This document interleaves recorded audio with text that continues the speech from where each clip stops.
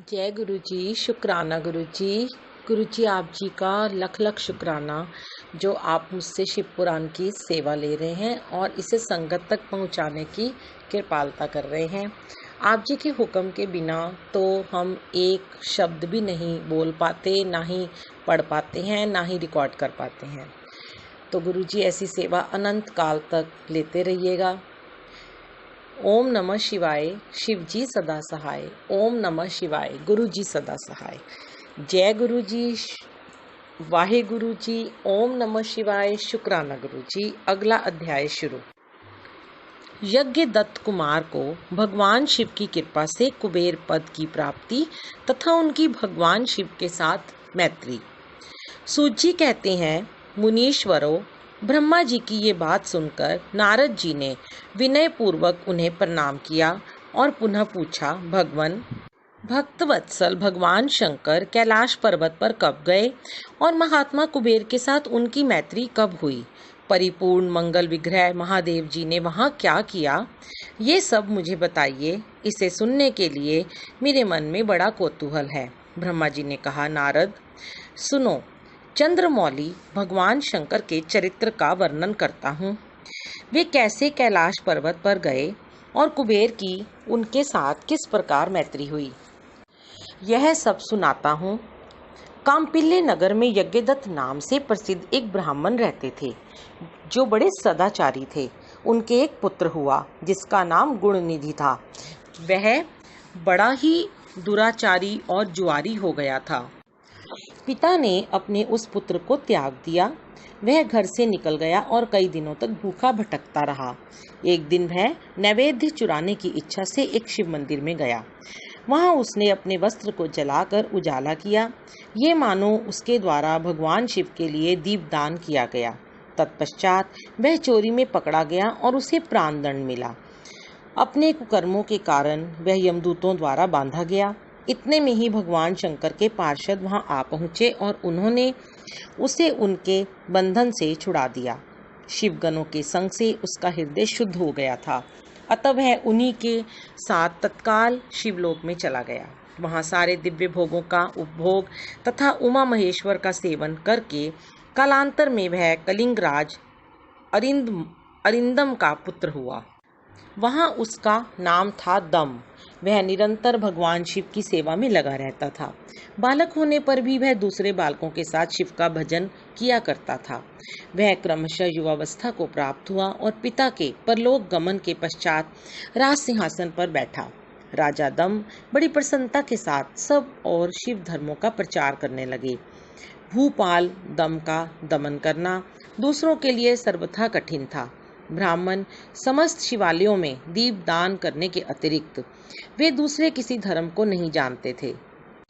उन्होंने अपने राज्य में रहने वाले समस्त ग्राम अध्यक्षों को बुलाकर ये आज्ञा दे दी कि शिव मंदिर में दीप दान करना सबके लिए अनिवार्य होगा। जिस जिस ग्राम अध्यक्ष के गांव के पास जितने शिवालय हों, वहां वहां बिना कोई विचार किए सदा दीप जलाना चाहिए। आजीवन इसी धर्म का पालन करने के कारण राजा दम ने बहुत बड़ी धर्म संपत्ति का संचय कर लिया। फिर वे काल धर्म के अधीन हो गए। दीपदान की वासना से युक्त होने के कारण उन्होंने शिवालयों में बहुत से दीप जलवाए और उसके फलस्वरूप जन्मांतर में वे रत्नमय दीपों की प्रभा के आश्रय हो अलकापुरी के स्वामी हुए। इस प्रकार भगवान शिव के लिए किया हुआ थोड़ा सा भी पूजन या आराधन समयानुसार महान फल देता है। ऐसा जानकर उत्तम सुख की इच्छा रखने वाले लोगों को शिव का भजन अवश्य करना चाहिए। वह दीक्षित का पुत्र जो सदा सब प्रकार के अधर्मों में ही रचा पचा रहता था, दैव योग से शिवालय में धन चुराने के लिए गया और उसने स्वार्थवश अपने कपड़े को दीपक की बत्ती बनाकर उसके प्रकाश से शिवलिंग के ऊपर का अंधेरा दूर कर दिया। इस सत्कर्म के फलस्वरूप वह कलिंग देश का राजा हुआ और धर्म में उसका अनुराग हो गया। फिर दीप की वासना का उदय होने से शिवालयों में दीप जलवाकर उसने यह दिक्पाल का पद पा लिया। मुनीश्वर, देखो तो सही, कहाँ उसका वह कर्म और कहाँ यह दिक्पाल की पदवी जिसका यह मानव धर्मा प्राणी इस समय यहाँ उपभोग कर रहा है। तात, ये तो उसके ऊपर शिव के संतुष्ट होने की बात बताई गई। अब एकचित होकर ये सुनो कि किस प्रकार सदा के लिए उसकी भगवान शिव के साथ मित्रता हो गई। मैं इस प्रसंग का तुमसे वर्णन करता हूँ। नारद, पहले के पाद्यकल्प की बात है। मुझ ब्रह्मा के मानस पुत्र पुलसत्य से विश्वा का जन्म हुआ और विशर्वा के पुत्र वैश्रवण कुबेर हुए। उन्होंने पूर्व काल में अत्यंत उग्र तपस्या के द्वारा त्रिनेत्रधारी महादेव की आराधना करके विश्वकर्मा की बनाई हुई इस अलकापुरी का उपभोग किया। जब वह कल्प व्यतीत हो गया और मेघ वाहन कल्प आरंभ हुआ, उस समय वह यज्ञदत्त का पुत्र, जो प्रकाश का दान करने वाला था, कुबेर के रूप में अत्यंत दुस्सह तपस्या करने लगा। दीपदान मात्र से मिलने वाली शिव भक्ति के प्रभाव को जानकर वह शिव की चित्त प्रकाशिका काशिकापुरी में गया और अपने चित्त रूपी रत्नमय प्रदीपों से 11 रुद्रों को उद्बोधित करके अनन्य भक्ति एवं स्नेह से संपन्न हो वह तन्मयता पूर्वक शिव के ध्यान में मगन हो निश्चल भाव से बैठ गया, जो शिव की एकता का महान पात्र है, तप रूपी अग्नि से बड़ा हुआ है, काम क्रोध आदि महाविघ्न रूपी पतंगों के आघात से शून्य है, प्राण निरोध रूपी वायु शून्य स्थान में निश्चल भाव से प्रकाशित है, निर्मल दृष्टि के कारण स्वरूप से भी निर्मल है तथा सद्भाव रूपी पुष्पों से जिसकी पूजा की गई है। ऐसे शिवलिंग की प्रतिष्ठा करके वह तब तक तपस्या में लगा रहा जब तक उसके शरीर में केवल अस्थि और चर्म मात्र ही अवशिष्ट नहीं रह गए। इस प्रकार उसने 10,000 वर्षों तक तपस्या की। तदनंतर विशालाक्षी पार्वती देवी के साथ भगवान विश्वनाथ कुबेर के पास आए। उन्होंने प्रसन्नचित्त से अलकापति की ओर देखा। वे शिवलिंग में मन को एकाग्र करके ठूठे काठ की भांति स्थिर भाव से बैठे थे।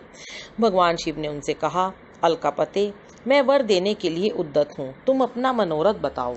ये वाणी सुनकर तपस्या के धनी कुबेर ने ज्यों ही आंखें खोलकर देखा, त्यों ही उमा वल्लभ भगवान श्री कंठ सामने खड़े दिखाई दिए। वे उदय काल के सहस्त्रों सूर्यों से भी अधिक तेजस्वी थे और उनके मस्तक पर चंद्रमा अपनी चांदनी बिखेर रहे थे। भगवान शंकर के तेज से उनकी आंखें चुंधिया गईं, उनका तेज प्रतिहत हो गया और वे नेत्र बंद करके मनोरथ से भी परे विराजमान देव देवेश्वर शिव से बोले, नाथ, मेरे नेत्रों को वह दृष्टि शक्ति दीजिए जिससे आपके चरणार बिंदों का दर्शन हो सके। स्वामिन, आपका प्रत्यक्ष दर्शन हो, यही मेरे लिए सबसे बड़ा वर है। ईश, दूसरे किसी वर से मेरा क्या प्रयोजन है। चंद्रशेखर, आपको नमस्कार है। कुबेर की ये बात सुनकर देवादिदेव उमापति ने अपनी हथेली से उनका स्पर्श करके उन्हें देखने की शक्ति प्रदान की। दृष्टि शक्ति मिल जाने पर यज्ञदत्त के उस पुत्र ने आंखें फाड़ फाड़ कर पहले उमा की ओर ही देखना आरंभ किया। वह मन ही मन सोचने लगा, भगवान शंकर के समीप यह सर्वांग सुंदरी कौन है? इसने कौन सा ऐसा तप किया है जो मेरी भी तपस्या से बढ़ गया है? यह रूप, यह प्रेम, यह सौभाग्य और यह असीम शोभा सभी अद्भुत हैं। वह ब्राह्मण कुमार बार बार यही कहने लगा। जब बार बार यही कहता हुआ वह क्रूर दृष्टि से उनकी ओर देखने लगा, तब वामा के अवलोकन से उसकी बाईं आंख फूट गई। तदनंतर देवी पार्वती ने महादेव जी से कहा, प्रभो, यह दुष्ट तपस्वी बार बार मेरी ओर देखकर क्या बक रहा है? आप मेरी तपस्या के तेज को प्रकट कीजिए। देवी की ये बात सुनकर भगवान शिव ने हंसते हुए उनसे कहा, उमे, ये तुम्हारा पुत्र है। यह तुम्हें क्रूर दृष्टि से नहीं देखता, अपितु तुम्हारी तप संपत्ति का वर्णन कर रहा है। देवी से ऐसा कहकर भगवान शिव पुनः उस ब्राह्मण कुमार से बोले, वत्स, मैं तुम्हारी तपस्या से संतुष्ट होकर तुम्हें वर देता हूँ। तुम निधियों के स्वामी और गुहाओं के राजा हो जाओ। सुव्रत, यक्षों, किन्नरों और राजाओं के भी राजा होकर पुण्य जनों के पालक और सबके लिए धन के दाता बनो। मेरे साथ तुम्हारी सदा मैत्री बनी रहेगी और मैं नित्य तुम्हारे निकट निवास करूंगा। मित्र, तुम्हारी प्रीति बढ़ाने के लिए मैं अलका के पास ही रहूंगा। आओ, इन उमा देवी के चरणों में साष्टांग प्रणाम करो, क्योंकि ये तुम्हारी माता हैं। महाभक्त यज्ञदत्त कुमार, तुम अत्यंत प्रसन्नचित्त से इनके चरणों में गिर जाओ। ब्रह्मा जी कहते हैं, नारद, इस प्रकार वर देकर भगवान शिव ने पार्वती देवी से कहा देवेश्वरी, इस पर कृपा करो। तपस्विनी, ये तुम्हारा पुत्र है। भगवान शंकर का ये कथन सुनकर जगदम्बा पार्वती ने प्रसन्नचित्त हो यज्ञदत्त कुमार से कहा, वत्स, भगवान शिव में तुम्हारी सदा निर्मल भक्ति बनी रहे। तुम्हारी बाईं आंख तो फूटी गई, इसलिए एक ही पिंगल नेत्र से युक्त रहो। महादेव जी ने जो वर दिए हैं वे सब उसी रूप में तुम्हें सुलभ हों। बेटा, मेरे रूप के प्रति ईर्ष्या करने के कारण तुम कुबेर नाम से प्रसिद्ध होगे। इस प्रकार कुबेर को वर देकर भगवान महेश्वर पार्वती देवी के साथ अपने विश्वेश्वर धाम में चले गए। इस तरह कुबेर ने भगवान शंकर की मैत्री प्राप्त की और अलकापुरी के पास जो कैलाश पर्वत है वह भगवान शंकर का निवास हो गया। भगवान शिव का कैलाश पर्वत पर गमन तथा सृष्टि खंड का उपसंहार। ब्रह्मा जी कहते हैं, नारद मुने, कुबेर के तपोबल से भगवान शिव का जिस प्रकार पर्वत श्रेष्ठ कैलाश पर शुभागमन हुआ वह प्रसंग सुनो। कुबेर को वर देने वाले विश्वेश्वर शिव जब उन्हें निधिपति होने का वर देकर अपने उत्तम स्थान को चले गए, तब उन्होंने मन ही मन इस प्रकार विचार किया, ब्रह्मा जी के ललाट से जिनका प्रादुर्भाव हुआ है तथा जो प्रलय का कार्य संभालते हैं वे रुद्र मेरे पूर्ण स्वरूप हैं। अतः उन्हीं के रूप में मैं गुह्यों के निवास स्थान कैलाश पर्वत को जाऊंगा। उन्हीं के रूप में मैं कुबेर का मित्र बनकर उसी पर्वत पर विलास पूर्वक रहूंगा और बड़ा भारी तप करूंगा। शिव की इस इच्छा का चिंतन करके उन रुद्रदेव ने कैलाश जाने के लिए उत्सुक डमरू बजाया। डमरू की वह ध्वनि जो उत्साह बढ़ाने वाली थी तीनों लोकों में व्याप्त हो गई। उसका विचित्र एवं गंभीर शब्द आवाहन की गति से युक्त था, अर्थात सुनने वालों को अपने पास आने के लिए प्रेरणा दे रहा था। उस ध्वनि को सुनकर मैं तथा श्री विष्णु आदि सभी देवता, ऋषि, मूर्तिमान, आगम, निगम और सिद्ध वहां आ पहुंचे। देवता और असुर आदि सब लोग बड़े उत्साह में भरकर वहां आए। भगवान शिव के समस्त पार्षद तथा सर्व लोग वंदित महाभाग गणपाल जहाँ कहीं भी थे वहां से आ गए।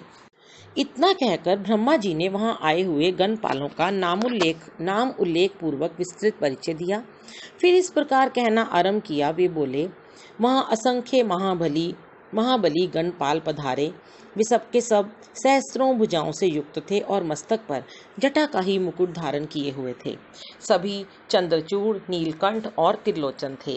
हार, कुंडल, केयूर तथा मुकुट आदि से अलंकृत थे। वे मेरे श्री विष्णु के तथा इंद्र के समान तेजस्वी जान पड़ते थे। अनिमा आदि 8 सिद्धियों से घिरे थे तथा करोड़ों सूर्यों के समान उद्भासित हो रहे थे। उस समय भगवान शिव ने विश्वकर्मा को उस पर्वत पर निवास स्थान बनाने की आज्ञा दी। अनेक भक्तों के साथ अपने और दूसरों के रहने के लिए यथा योग्य आवास तैयार करने का आदेश दिया।